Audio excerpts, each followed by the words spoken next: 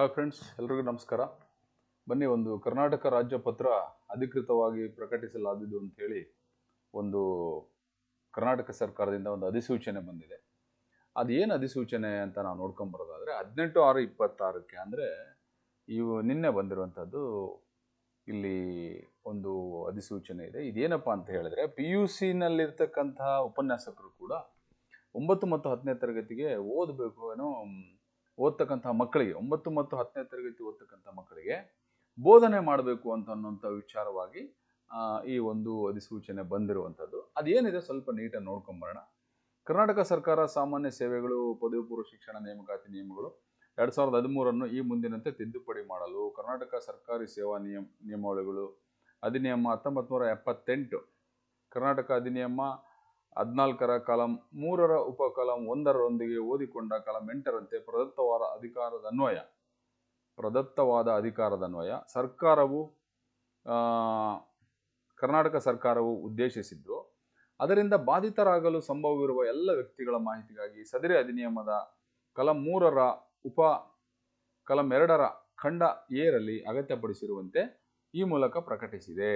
ಹಾಗೂ ಸದರಿ ಕರಡು ತಿದ್ದುಪಡಿ ನಿಯಮಗಳನ್ನು ಅವುಗಳು ರಾಜ್ಯಪತ್ರದಲ್ಲಿ ಪ್ರಕಟಗೊಂಡ ದಿನಾಂಕದಿಂದ 7 ದಿನಗಳ ನಂತರ ಪರಿಗಣನೆಗೆ ತೆಗೆದುಕೊಳ್ಳಲಾಗುವುದೆಂದು ಈ ಮೂಲಕ ತಿಳಿಸಲಾಗಿದೆ.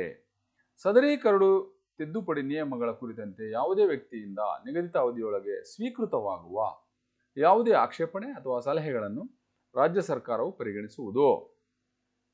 ಆಕ್ಷೇಪಣೆ ಮತ್ತು ಸಲಹೆಗಳನ್ನು ಸರ್ಕಾರದ ಅಪರ ಮುಖ್ಯ ಕಾರ್ಯದರ್ಶಿಗಳು, ಶಾಲಾ ಶಿಕ್ಷಣ ಮತ್ತು ಸಾಕ್ಷರತೆ ಇಲಾಖೆ, 6ನೇ ಮಹಡಿ, ಬಹುಮಹಡಿ ಕಟ್ಟಡ, ಅಂಬೇಡ್ಕರ್ ಬೀದಿ, ಬೆಂಗಳೂರು ಇವರ ವಿಳಾಸಕ್ಕೆ ಕಳುಹಿಸತಕ್ಕದ್ದು.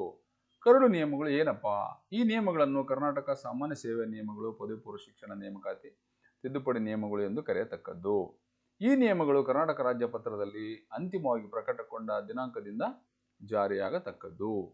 ಏನು ತಿದ್ದುಪಡಿ ಮಾಡಿದ್ದಾರೆ ಅಂದರೆ, ಕರ್ನಾಟಕ ಸಾಮಾನ್ಯ ಸೇವೆಗಳು ಪದವಿ ಪೂರ್ವ ಶಿಕ್ಷಣ ನೇಮಕಾತಿ ನಿಯಮಗಳು 2013ರ ಕೋಷ್ಟಕದ ಕ್ರಮ ಸಂಖ್ಯೆ 10ರಲ್ಲಿ ಉಪನ್ಯಾಸಕರು ಸರ್ಕಾರಿ ಪದವಿ ಪೂರ್ವ ಕಾಲೇಜುಗಳು ಅಂಕಣ ಸಂಖ್ಯೆ 4ರಲ್ಲಿನ ವಿಧಾನ ಶೀರ್ಷಿಕೆ ಕೊನೆಯಲ್ಲಿ ಈ ಕೆಳಗಿನಂತೆ ಸೇರ್ಪಡೆಗೊಳಿಸತಕ್ಕದ್ದು. ಏನು ಸೇರ್ಪಡೆ ಮಾಡಿದಾರಪ್ಪ C&Rಲ್ಲಿ ಅಂದರೆ, ನೇರ ನೇಮಕಾತಿ ಮತ್ತು ಬಡ್ತಿ ಮೂಲಕ ನೇಮಕಗೊಂಡ ಉಪನ್ಯಾಸಕರು ಸರ್ಕಾರವು ನಿರ್ದಿಷ್ಟಪಡಿಸಿದ ಶಿಕ್ಷಣ ಸಂಸ್ಥೆಗಳಲ್ಲಿ 9 ಮತ್ತು 10ನೇ ತರಗತಿಗಳನ್ನು ಬೋಧಿಸಬೇಕು ಅನ್ನುವಂಥದ್ದು ಒಂದು ತಿದ್ದುಪಡಿಯನ್ನ ಬಂದಿದೆ. ಇದನ್ನ ಸರ್ಕಾರದ ಅಧೀನ ಕಾರ್ಯದರ್ಶಿಗಳು, ಇದು ಇಂಗ್ಲಿಷ್ ಟ್ರಾನ್ಸ್ಲೇಟೆಡ್ ಇದೆ. ಸೊ ಇಲ್ಲಿ ಏನಂದ್ರೆ, the lecturers who are appointed by district recruitment and promotion shall teach 9th and 10th classes also in educational institutions specified by the government ಅಂತ ಬಂದಿದೆ. ಸೊ ಇದು ಏನಂದ್ರೆ, ಸೊ ನಾವು ಏನು PU ಉಪನ್ಯಾಸಕರು ಅವರು ಕೂಡ 9, 10ನೇ ತರಗತಿ ಬೋಧಿಸಬೇಕು ಅನ್ನೋಂಥ ಒಂದು ತಿದ್ದುಪಡಿಯನ್ನು C&Rಲ್ಲಿ ನಾವು ನೋಡಿದ್ದೇವೆ.